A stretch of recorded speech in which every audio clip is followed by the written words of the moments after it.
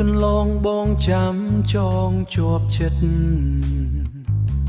ស្នេហាពិតមិនអាចថាបែកគឺបែកទេគ្រប់យ៉ាងបងស្រឡាញ់អូនទុំទោះដឹងថាអូនមានគេព្រោះតែស្នេហ៍ធ្វើឲ្យបងវង្វេងចង់ប្រាំថាឈឺខ្លាំងណាស់មានអ្នកណាខ្លះយល់អារម្មណ៍ប្រាប់ខ្ញុំផងខូចចិត្តគឺក៏ផឹកស្រាតែរត់ណាស់គេធ្វើដងជួយប្រាប់ផងធ្វើយ៉ាងណាទៅលែងឈឺឆាលខោនស្នេហ៍របស់អូនធ្វើឲ្យបងលងចិត្តទូទុនខួរក្បាលវៃវងបែបផ្សែងទិញដៅស្នេហ៍ត្រូវតែលតលព្រោះតែអូនមានអ្នកផ្សេងឆ្លុះវងវែង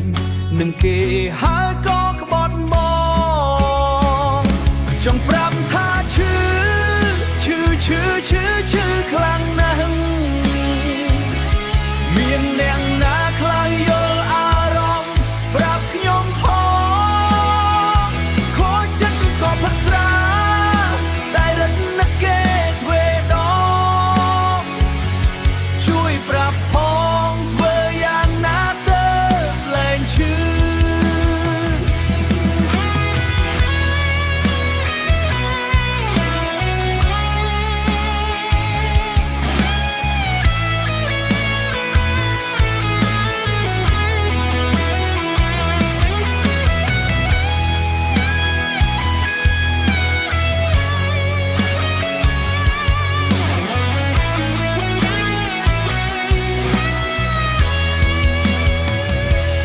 សិនជាអាចចង់ទាញវេលា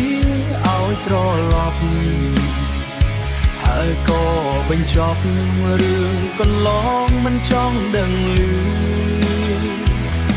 ព្រោះពេលនេះដឹងខ្លួនច្បាស់